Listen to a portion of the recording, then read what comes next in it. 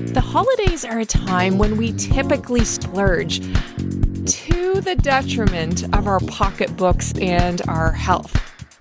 So, how can we reduce our consumption, both as individuals and companies, while still embracing the holiday spirit? Welcome to the Circular Future, your access to thought leaders and innovations to help you be a business sustainability champion, even if it's not your core job. I'm your host, Stephanie McClarty, Head of Sustainability at Quantum Lifecycle Partners. Let's face it, most of us gain a little weight over the holidays. We eat too much, we drink too much, and then, if you're anything like me, you don't feel very good about yourself. At the same time, what doesn't gain is our pocketbooks. Holiday gift giving has more than doubled in the last 20 years, up from $416 billion in 2002 to $936 billion in 2022.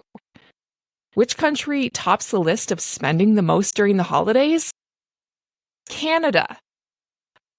Thing is, are we any happier?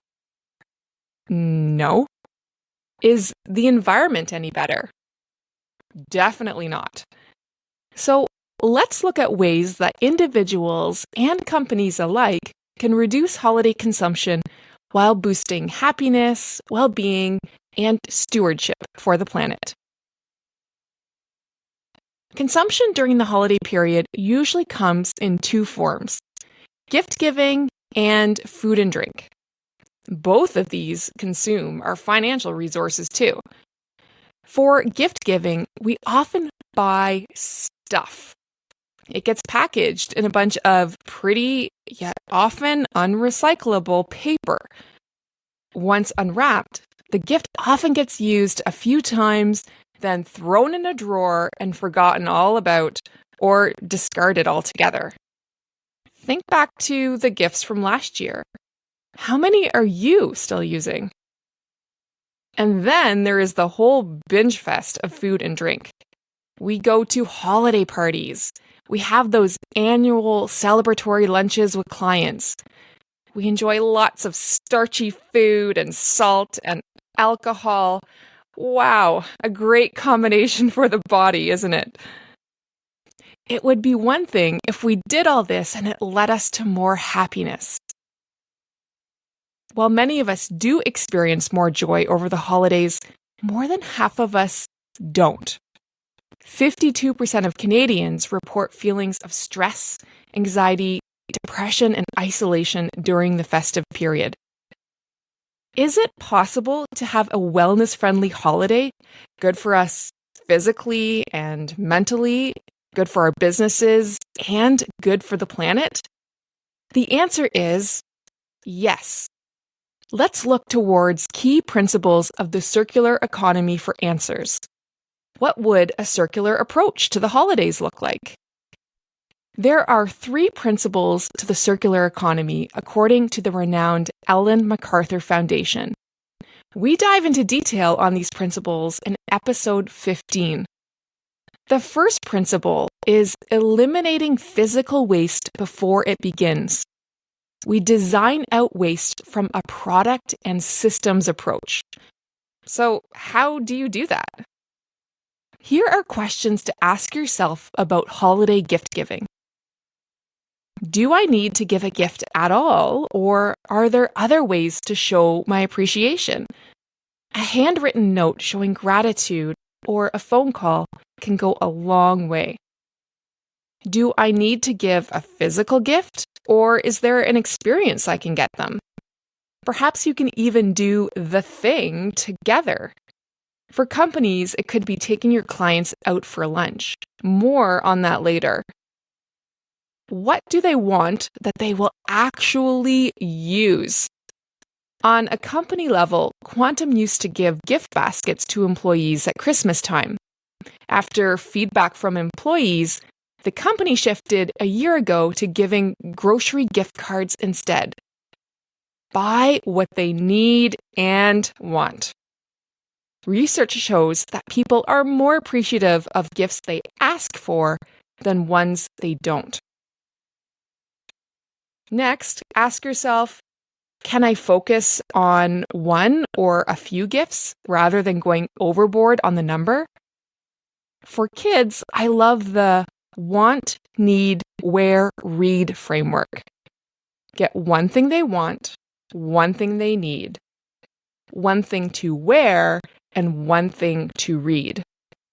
After all, this will also help your wallet. As an individual, a rule of thumb is to spend no more than 1% of your gross annual earnings on presents. So if you make $50,000 a year, your max gift budget would be $500 total. And that's only if you can realistically afford it, given other pressures. Finally, ask, can I eliminate waste from the packaging and wrapping? It's easy to assume that wrapping paper is recyclable because it's quote-unquote paper. Unfortunately, a lot of wrapping paper is not recyclable. The shiny, fancy materials embedded in the paper to make it glossy and funky often can't be recycled. Instead, look for wrapping paper that specifically says it is recyclable. Or use brown paper for wrapping and then draw on it. Or shift to reusable gift bags and boxes. Okay, so let's conclude that buying a physical gift is the way to go. The second circular economy principle addresses what gift you might get and its attributes. That's because the second principle is all about choosing circular products and materials. Another way to look at it is sustainable procurement, in which we look for environmentally preferable attributes. In this principle, the first question to ask is, can you prioritize things that are upcycled, made from recycled materials, or even restored? That could include getting a refurbished phone or laptop, such as off Quantum's QNophone website. On a personal level, my sisters-in-law and I concluded that for our family, we would do Secret Santa, where we choose one name and no one knows who got them until after they open the gift. That way, everyone gets only one gift. But we also made it a rule that all gifts must be second-hand in some way. No manufactured new gifts allowed. This really challenges us every year to be creative. Another way of looking at sustainable procurement is buying products that are well-made or more natural materials or can be repaired if broken. And hey, if you are wondering, well, what things can be repaired these days? It's true that we've moved away from repairing, but it's coming back. New right to repair legislation is popping up around the world. So even if it's not here now, it likely soon will be. And that will open up a lot of repair opportunities, especially for various electronics. You can also prioritize buying from companies that have elements of sustainability. It may be local vendors or from a certified B Corp, which are companies that are for profit and for good. In fact, there are tons of gift-giving ideas on the B Corp website, which we'll link in the show notes. The last thing to consider in this element is, can the physical gift be recycled at the end of life? So avoid plastics, especially single-use plastics, as much as possible. And speaking of plastics, look for gifts that have recyclable packaging, such as paper and cardboard. There are even some compostable options, especially when it comes to holiday cards and gift bags, such as from seed paper, which grows flowers or herbs after. Which brings me to the final element of the circular economy: regenerate nature. In this principle, we shift from degrading nature to building natural capital. There is no waste in nature. Everything is recycled and put back into the earth. So how can we choose practices and products that do something for nature? Food is actually a great example of this principle. We can buy food made through regenerative agriculture or permaculture, which are farming practices that allow nature to rebuild soils and increase biodiversity. We can also make ourselves aware of the dirty dozen, which are fruit and vegetables that have high traces of pesticides. We should prioritize buying these from organic sources. There is also the Clean 15 list, which is the produce that you don't have to worry so much about. We'll put the link to all this in the show notes. What else can we do to regenerate nature? We can prioritize buying organic wines and local craft beers. We can fold vegetarian options in and go meatless for an entire meal. After all, meat and dairy make up almost 15% of global emissions. So eating less meat means the planet and your body will thank you. Even a single meal, building up to a plant-based meal per week, helps. When we go out for holiday lunches, especially for clients, we can choose restaurants that prioritize local, wholesome, and plant ingredients. Hey, we can buy less food, make less food, and hold each other accountable to eat less food. The same goes for drinking. I know this one may be difficult, but we can always try. And at the end of the day, if there is food waste, we can compost it so that it goes back to the earth. You know, there's truly a lot we can do to reduce consumption and buy better at the holidays. There are so many options, actually, and possibilities that it's almost overwhelming. So start with one principle or one idea and build up from there. And there's still a couple of missing ingredients overall that I want to mention.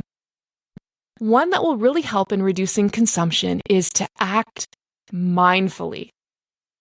Be mindful when choosing gifts, whether for your loved ones or customers. Be mindful when you're planning your food. Be mindful when you're eating and drinking. And hey, this likely means putting your tech away and really connecting with others. When we act with intention, we align our actions with our values and goals. We create impact. We experience joy. And the other ingredient is especially important if you're doing a big change in holiday gift giving or eating and drinking, and that is to communicate. Communicate with others on your intentions and explain the why so they understand the change. I also encourage you to enroll others in the possibility of a low consumption holiday, just like my sisters-in-law and I did. And remember, we're happy to help with refurbished tech through our QNovum site or any IT recycling needs. So head on over to quantumlifecycle.com and contact us. And remember, we're happy to help with refurbished tech through our QNovum site or any IT recycling needs. So head on over to quantumlifecycle.com and contact us. This is a Quantum Life Cycle podcast, and the producer is Sanjay Trivedi. Thank you for being a circular future champion in your company and beyond. Have a very happy holiday. Logging off.